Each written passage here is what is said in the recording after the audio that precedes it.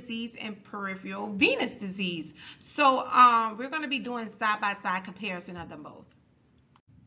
All right, so what is the pathophysiology of peripheral artery disease? So number one, peripheral artery. This is the artery. So make sure you know the job of an artery.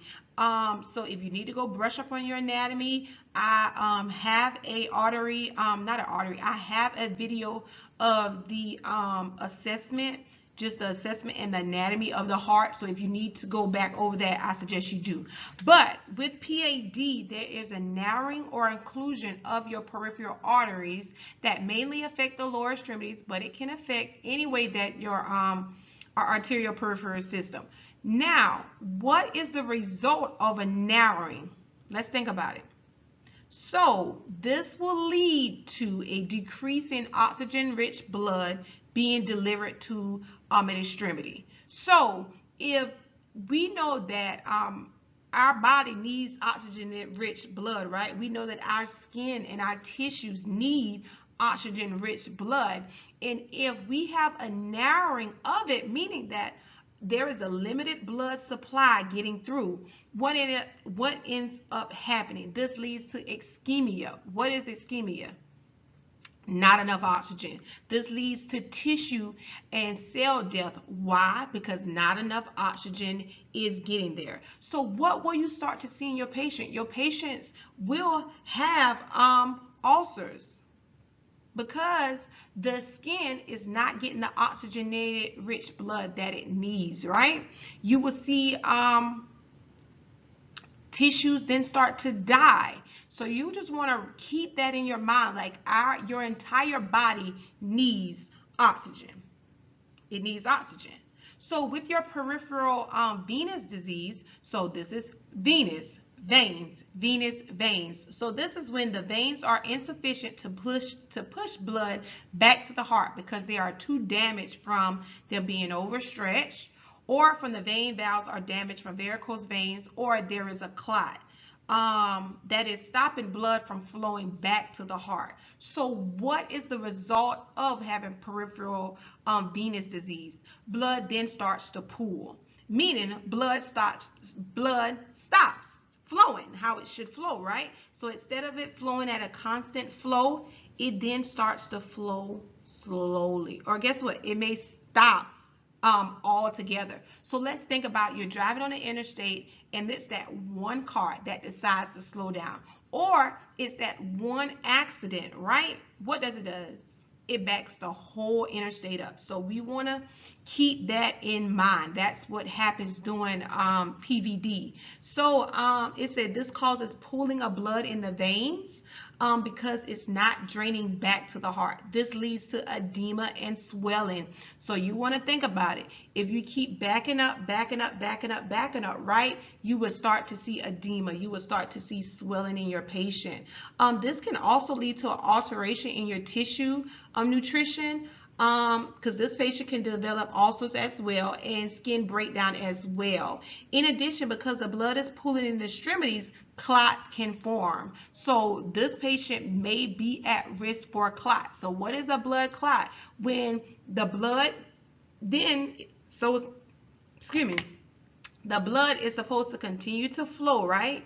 But let's say somebody stops, right? So what is we going to keep on doing? So there's going to be a backup of blood, and it puts you at risk for blood clots. So basically, we're flowing through traffic, and now we didn't hit a standstill. So a blood clot, we could think about it as like an accident. All right, I'm going to take a water break.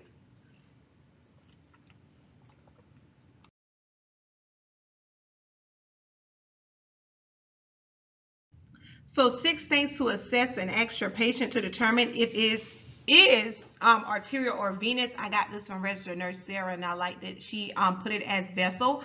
We're going to talk about this in the slides to come, but your positioning matters, right? Positioning, does it increase pain or does it decrease your pain? The characteristics of the pain, your skin color, your strength of your pulse, is edema present, and the type of lesions. All right, so let's get into it. All right, so what is our patient going to look like? So we're going to compare and contrast. So let's start with the first question. We're gonna from the previous slide, we're gonna talk about the positioning. So if it is arterial, if the patient dangles their legs down in a dependent position, that helps with pain. So if they elevate it, it makes it worse. So arterial, A-town down. That means put the legs down and they will experience less pain, right? All right. So venous. Venous, if you elevate their legs, that decreases swelling and helps with blood flow. So it says that if this patient dangles their legs or if they are in a seated or standing position too long, that makes them have pain and it makes the edema worse. So A-town, down. Venous, up. All right. So let's talk about the next question is the characteristics of the pain. So with the arterial, they're going to have a sharp pain, and they may even complain that it's worse at night. The patients with arterial disease, they will experience rest pain. The patient wakes up from their sleep with pain while their legs are in a horizontal position, which stops the blood flow. And the patient will dangle their legs, meaning down, and they will experience pain relief. So think about it. The patient, these patients, their legs need to be down.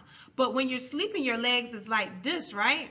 So that patient is going to wake up out their sleep complaining of pain, right? Because we sleep like this. So all they have to do is get up, put their legs down, and they can experience some pain relief.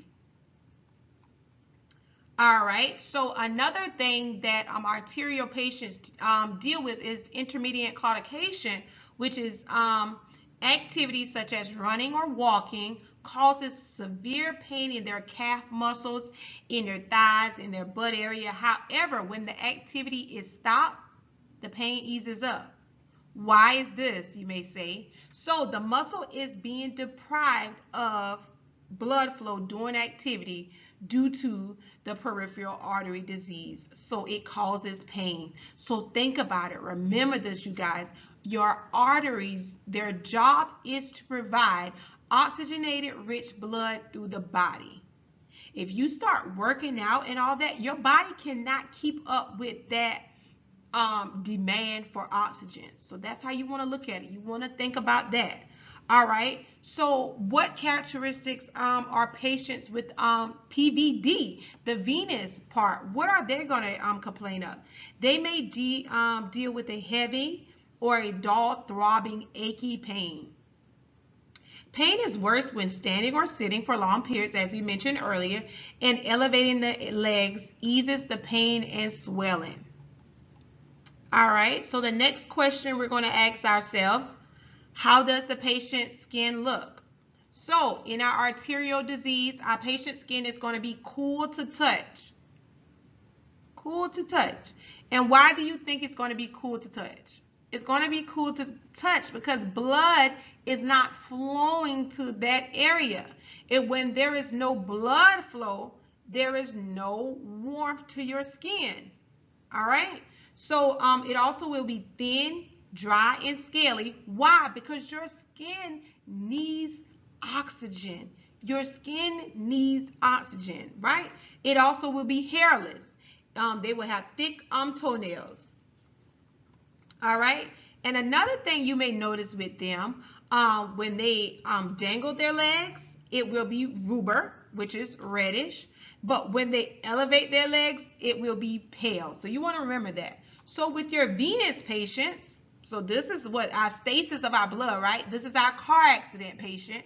What do you have? You're going to have warm to touch. Their skin is going to be very warm. Why? Because the blood is sitting right there, right? The blood ain't moving. The blood is just pooling in that area. And their skin could also be thick and tough, and it could have a brownish color. All right. So the next question you want to ask, what is the strength of your pulse in the lower extremity? So remember, in your arteries, right? they're supposed to push out that oxygenated rich blood and all that stuff. So in your arteries, there's going to be very poor or even absent pulses. Remember, this is due to a decrease of blood flow going to the arteries. So your pulses will definitely be poor. All right.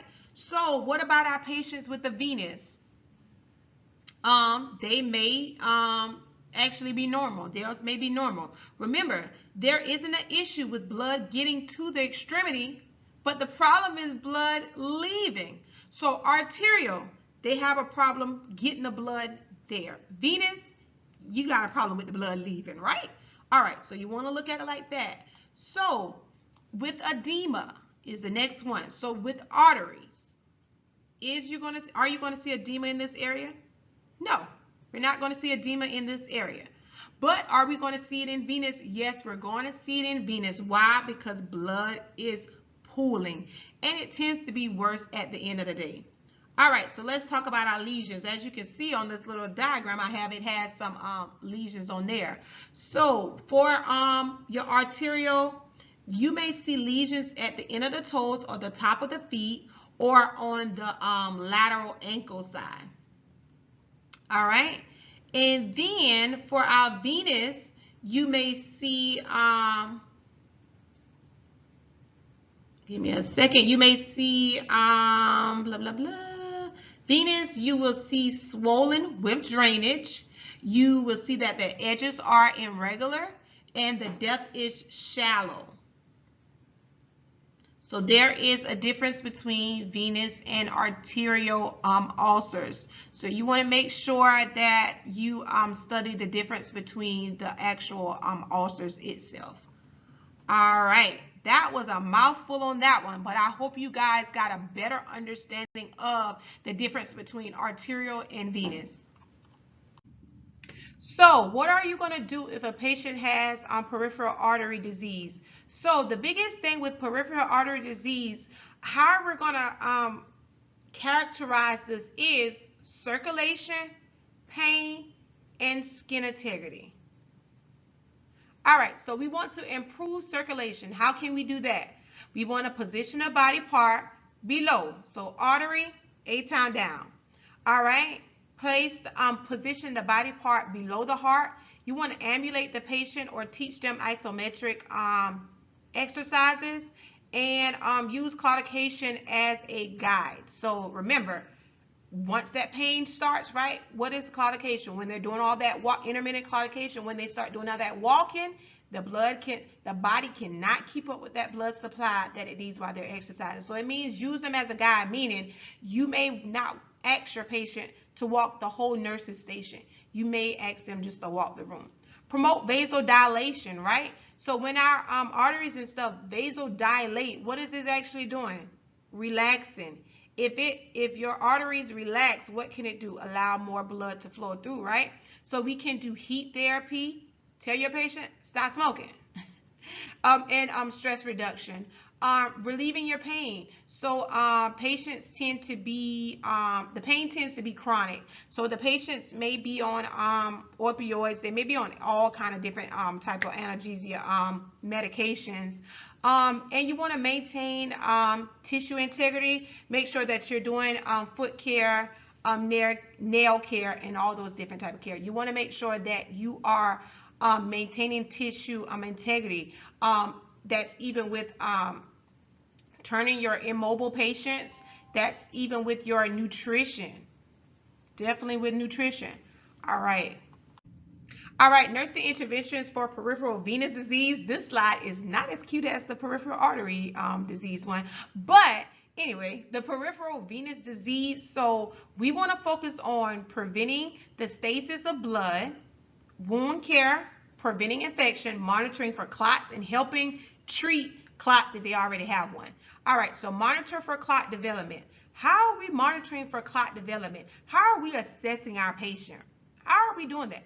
What are some things that we're going to look for when we are assessing our patient for clot development? And I want you guys to think about it, because I will go into it later on when I talk about DVTs. But right now, I want you to kind of think on your own.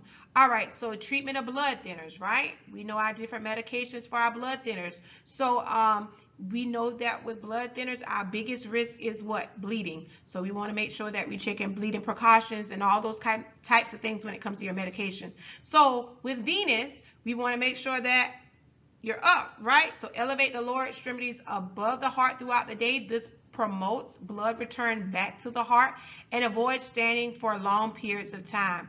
You want to wear elastic compression stockings on the affected extremities, and you want to assess the wound for infection and provide wound care as ordered, and then you want to use the Una boot.